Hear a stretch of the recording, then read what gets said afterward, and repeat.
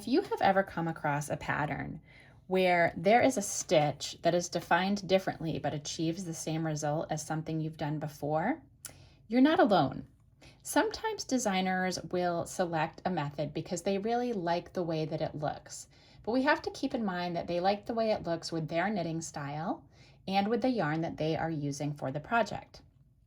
Yours may differ. You may be substituting yarn, you may have a different knitting style, you may hold the yarn in a different hand and tension it differently. And all of those things can affect how you achieved an end result that looks like the pattern that you both enjoy the product and the process of. And what I mean by that is you might try a few different methods to achieve here, what we're talking about as these crossed stitches or traveling stitches or 1x1 cables. There may be ways that you like doing the process, and there may be ways that you like how it looks as an end product. So let's look at the different ways, again, to achieve this look and ways that you can try and choose what works best for you. So in this stitch repeat, what's up next, I have 2 regular stitches to knit. So I'm going to go ahead and do that. I hold the yarn in my left hand and I still kind of throw it, so that's my style of knitting. And now here I am with these next 4 stitches. Well, I'm going to show you 4 different ways to move those stitches, or sort of 4. You'll see what I mean in a minute. So no matter what I do, I want these 2 center blue stitches to come to the front of the work and travel over the gray stitch here to the right and over the gray stitch here to the left. Let's first look at a cable needle. Most people are familiar with how to do this if you've been knitting, and it's also going to help us visualize what we're doing with all of the other methods. So in this case, I am going to do the right cross with a cable needle by slipping that first gray stitch onto my cable needle. And I'm going to hold it at the back of the work because I want this blue stitch to be at the front. Now, obviously, we have to be careful here with our working yarn that doesn't get caught behind the cable needle. So I'm going to move that working yarn. I am going to knit that blue stitch and take it off the needle on the left-hand side. And then I'm going to move back over here to my cable needle that was holding this stitch for me, and I'm going to knit that stitch. I have now worked a 1x1 cross where I have moved the blue stitch to the front and the right and the gray stitch to the left and behind. And now with this next set, I am going to move the blue stitch off and hold it to the front because we know we want it going front and left.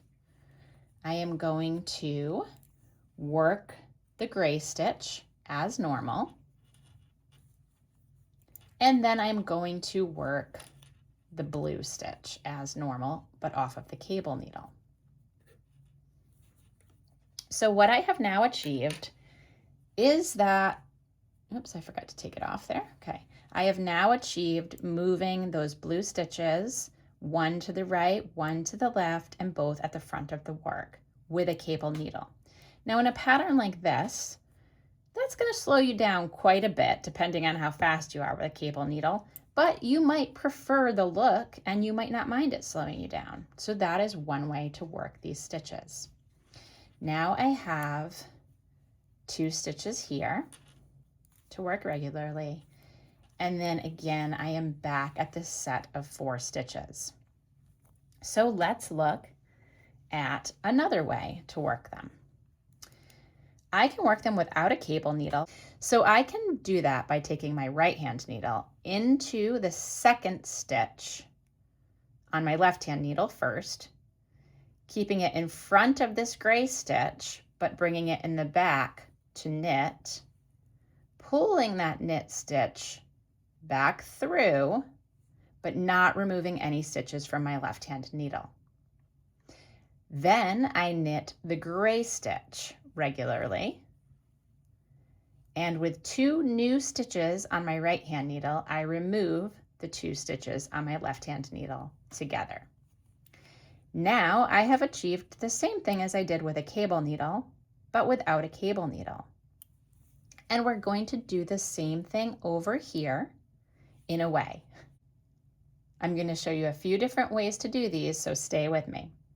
In this one, I'm going to take my right hand needle at the back of my work and into the back loop or leg of the second stitch on my left hand needle, that gray stitch.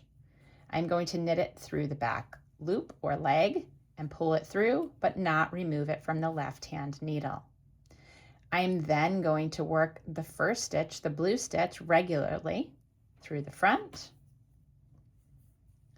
And again, when I have 2 new stitches on my right hand needle and 2 on my left hand needle that I've worked, I'll slip them off together.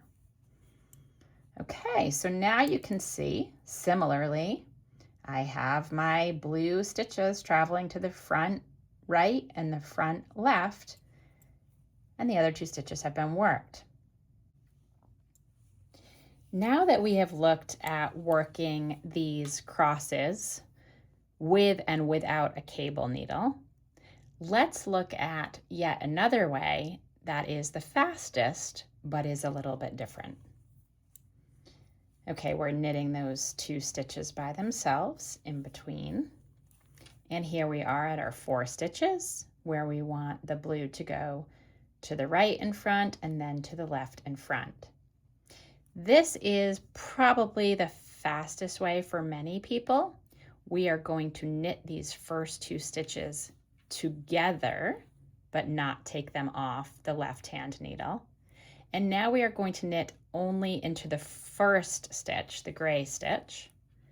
And now that we have 2 new stitches on our right hand needle, we're going to remove the 2 from our left hand needle. Once again, you'll see we've crossed that blue stitch to the right in front. Now there are 2 ways to handle these next 2 stitches.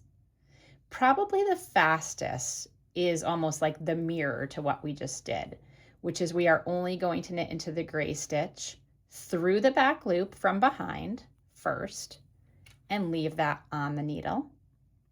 And then we are going to knit 2 together through the back loop, 2 new stitches, 2 old stitches, and we remove them. So now we have this stitch coming out. What you'll notice if you look very, very closely is the twist at the bottom. So these are nuances. They're nuances to your stitches, and depending on your pattern writer, your pattern, your own knitting, and what effect you want to get at the end, it will be slightly different. However, very similar, and in this hat, similar enough that you could substitute what you'd like. Now I told you there are 2 variations here, one which will create the twisted bottom, one which will not. Okay, so we're gonna once again do our 2 stitches in between. We are going to work the right cross here in the same way where we knit 2 together, and then we only knit the first one, the gray one. We remove them both at the same time. And then here we're going to do something just a little bit different still. We are going to start with what looks like a slip, slip, knit. We're going to slip the first stitch as if to knit, slip the second stitch as if to knit, move them both back to the left hand needle.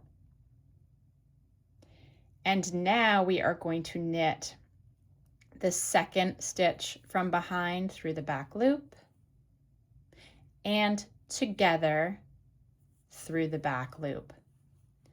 So what we accomplished there by these slipping knitwise is that we don't have that little twist at the bottom. So you see there are 4 ways to work this, maybe more, but we certainly have the options of working with a cable needle, without a cable needle, and then without a cable needle in a method that can either twist or not twist the bottom. I hope that that has been interesting, helpful, educational for you to see, and also empowering to know that there are multiple ways to work a stitch and get a very similar effect. So finding what works best for you, again, both for your process and your product, is important. We want your knitting to be enjoyable, fun. We want you to be able to go at the pace you would like to go, whether that's faster or slower. There's no right way to do it. All that you want to have is a nice experience and a product that you like in the end. Thanks for watching, and happy knitting.